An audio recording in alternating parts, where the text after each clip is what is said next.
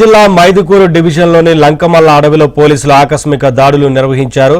Most wanted ఎర్రచందనం స్మగ్లర్తో పాటు మరో 5గురిని పట్టుకున్నారు. వీరి దగ్గర నుంచి 52 ఎర్రచందనం దొంగలు, 2 కార్లు, ఒక బైక్ను స్వాధీనం చేసుకున్నారు. ఎర్రచందనం అక్రమ రవాణా చేస్తే కఠిన చర్యలు తీసుకుంటామని పోలీసులు హెచ్చరిస్తున్నారు.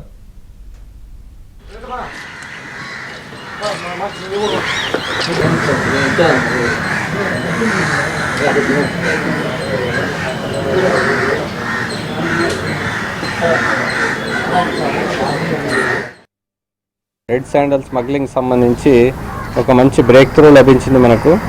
దాంట్లో భాగంగా కరుడుగట్టినటువంటి ఎర్రచందనం స్మగ్లర్ నాగదస్తగిరి రెడ్డి అనేటటువంటి వ్యక్తిని ఈరోజు మనం అరెస్ట్ చేసి రిమాండ్ చేయడం జరుగుతూ ఉంది.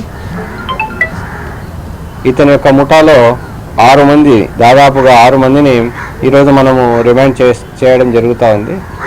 గత లాస్ట్ ఒక 1 year నుంచి 1.5 year నుంచి ఇతను మన కోసం తప్పించుకొని తిరుగుతూ ఉన్నాడు. దాంట్లో భాగంగా ఇతని మీద వలపన్ని ఇతను పట్టుకోవడం జరిగింది. నిన్న చాపాడు పోలీస్ స్టేషన్ లిమిట్స్లో ఇతన్ని పట్టుకొని 52 ఎర్రచందనం దొంగల్ని రికవరీ చేయడం జరిగింది. దాదాపు వీటి యొక్క బరువు 1 టన్నుకు పైగానే ఉంది. 1087 కిలోల ఎర్రచందనం దొంగల్ని స్వాధీనం చేసుకోవడం జరుగుతూ ఉంది. ఇతనితో పాటు ఇతని పేరు ఇరగంరెడ్డి నాగదస్తగిరి రెడ్డి, పొద్దుటూరు టౌన్.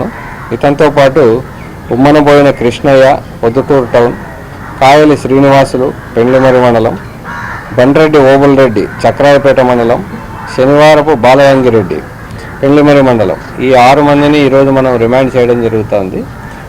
ఈ యొక్క కేసు యొక్క పూర్వాపరాల్లోకి వెళ్ళినప్పుడు ఈ నాగదస్తగిరి రెడ్డి అనే అతను ఒక notorious red sandal smuggler. Nagadastagiri Reddy యొక్క భార్య కూడా దీంట్లో ఇన్వాల్వ్ అయింది. ఆమెను కూడా 1 week బ్యాక్ రిమాండ్ చేయడం జరుగుతుంది.